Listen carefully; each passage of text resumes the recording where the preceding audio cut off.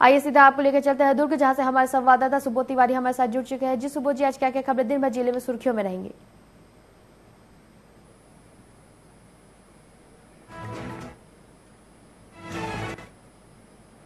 क्रांति के युग को साथ में जोड़ा जाए तो ये जो हमारे हाथ में मोबाइल है ना, ये मोबाइल इनका एक प्रमुख हथियार हो गया है, एक प्रमुख यंत्र हो गया है। इस मोबाइल के मार्फत अब जो प्रत्याशी हैं और उनके कार्यकर्ता हैं और तमाम पदाधिकारी हैं, वो लोगों के घरों ही नहीं बल्कि दिमाग तक पहुंचने की तैयारी कर रहे हैं। बड़ी बात है, भारतीय जनता पार्टी के प्रत्याशी विजय बघेल के द्वारा जो विभिन्न विधानसभा क्षेत्रों में कार्यालय खोले गए हैं, उन विधानसभा क्षेत्रों में लगातार बैठकें की जा रही है। वहां उन कार्यालयों में लगातार बैठकें की जा रही है और 5 साल का रिकॉर्ड भी बताया जा रहा है कि किस तरीके से उन्होंने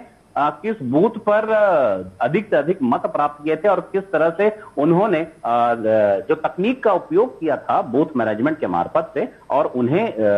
सबसे अधिक मत मिले थे। अब हालांकि बताया जाता है कि 3.5 लाख तो पिछले बार के अंतर से जीते थे विजय बघेल जी, अब हो सकता है 4.5 लाख के आसपास उनकी गिनती आगे पहुंचे। दूसरी बात है, अगर कांग्रेस पार्टी के बारे में बात करें तो राजेंद्र साहू जो कि कांग्रेस के प्रत्याशी हैं, तो वो और उनके कार्यकर्ता लगातार तेज गति से अब भारतीय जनता पार्टी से आगे निकलने की ओर में। बताया जा रहा है कि जिस तरीके से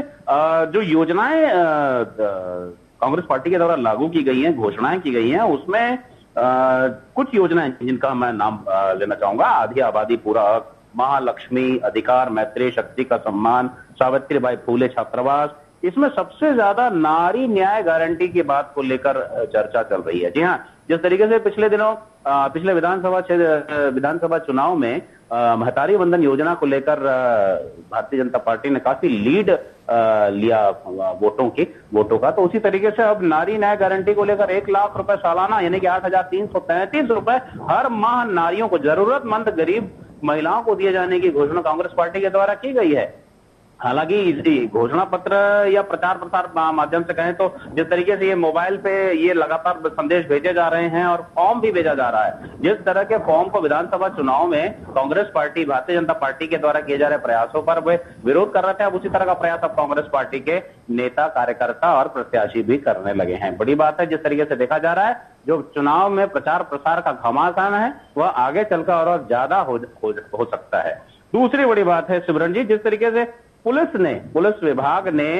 मार्च पास किया, पैदल पेट्रोलिंग की, दल बल सहित पैदल मार्च किया और तमाम तरह के जो उपकरण हैं उनके चुनावी, उनके बारे में भी बात हुई और लोगों को बताया गया, उनसे बातचीत की गई कि मताधिकार का प्रयोग किया जाए बिना किसी प्रलोभन के, बिना किसी डर भय के। तो इधर तो पुलिस चुनावी तैयारी में, उधर लगातार हर थाना क्षेत्र में कहीं चाकूबाजी की घटना है, कहीं लूटपाट की घटना है, कहीं गर्लफ्रेंड से नाराज होकर बॉयफ्रेंड ने उसे धमकी दे दी, चाकू मार दिया, तो कहीं पर प्री होली पार्टी जो होती है, होली सेलिब्रेशन पार्टी होती है, वहां भी चाकूबाजी की घटनाएं घटी हैं। ऐसे 4 थाना क्षेत्र हैं जहां धमधा है,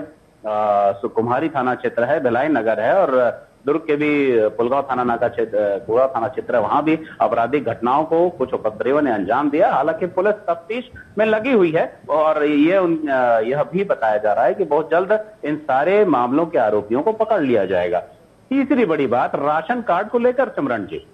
चुनाव के ठीक पहले राशन कार्ड के नवीनीकरण, सुधारीकरण का काम तो प्रशासन के द्वारा शुरू कर दिया गया। लगभग बताया जा रहा है दुर्ग जिले में 4 लाख से भी ज्यादा राशन कार्डों के नवीनीकरण और वितरण की बात आई थी, लेकिन 2,33,000 ही राशन कार्डों का वितरण हो पाया है। बाकी बचे जो